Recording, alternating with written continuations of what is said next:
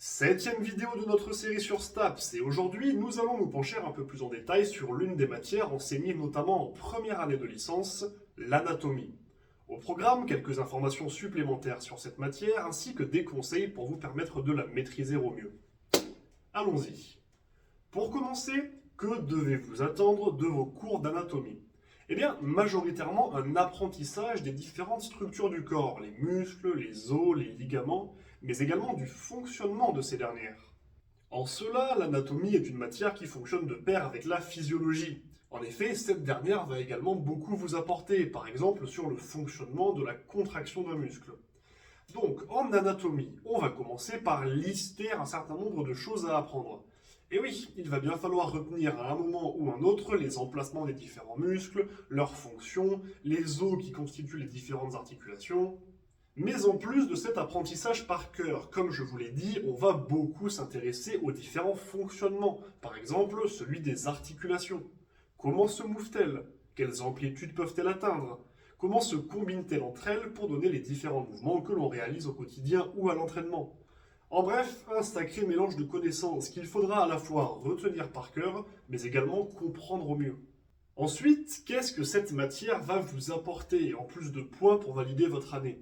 Eh bien, principalement une base de connaissances sur laquelle vous pourrez construire tout le reste de vos études et de votre carrière. En tant que praticien du sport, vous devez avoir une solide compréhension du fonctionnement du corps humain, que ce soit pour coacher des athlètes, pour adapter les exercices à un public spécifique, pour écrire des programmes, ou même pour concevoir des nouvelles technologies à destination des sportifs. Et pour avoir cette compréhension, vous aurez besoin de connaître votre sujet. N'importe quel coach ou préparateur physique, par exemple, a ces bases en tête, et à force de les utiliser au quotidien dans ses réflexions, elles ont fini par s'y graver. Alors, attention, chaque professionnel du sport n'est pas un expert en anatomie capable de lister de tête chacun des 206 os du corps humain, mais ils possèdent tous un socle de connaissances de base. Quel muscle cause quel mouvement dans quelle articulation? Quelle structure contribue à quelle fonction dans quel membre? Que renforcer pour atteindre un objectif donné et comment? Il est nécessaire pour développer votre réflexion et prendre en expérience de manière pertinente de passer par une étape d'apprentissage où vous découvrirez toutes ces informations. Bon, maintenant que l'on a listé tout ça, ça peut faire un peu peur. Autant d'informations à apprendre et en plus à comprendre. Et pourtant, l'anatomie n'est pas souvent la matière qui fait le plus peur ou qui ramène les pires résultats. Alors rassurez-vous. Et en plus de ça, je vais vous livrer quelques conseils pour encore mieux vous en sortir et vous construire des bases solides pour votre future carrière. Premièrement, comprendre la logique interne de ce que vous apprenez. Tout retenir par cœur, c'est fastidieux. Et en plus, si vous ne comprenez pas ce que vous apprenez, cela ne vous servira à rien sur le terrain. Vous devez faire l'effort de comprendre le fonctionnement de tel mécanisme ou de telle articulation pour pouvoir utiliser vos connaissances. Et en plus, plus vous comprenez quelque chose, plus il sera facile de l'apprendre et de le retenir. Prenons l'exemple des muscles. Si vous comprenez la manière dont ils se contractent ainsi que les effets qu'ils causent sur votre squelette, alors il vous sera beaucoup plus simple de retenir, voire de retrouver les différents mouvements causés par certains muscles, voire leurs insertions. En bref, la compréhension est la clé à la fois de l'apprentissage et de la réussite. Ensuite, utilisez votre anti-sèche naturel. Et oui, l'anatomie est une matière qui étudie le corps humain. Et en toute logique, un corps, vous en possédez un. Je dirais même plus, vous êtes autorisé à l'emmener avec vous en cours, en révision et même en examen. Alors profitez-en. Vous avez littéralement à disposition une maquette avec laquelle vous travaillez tous les jours. Alors n'hésitez pas à baser une partie de votre apprentissage dessus.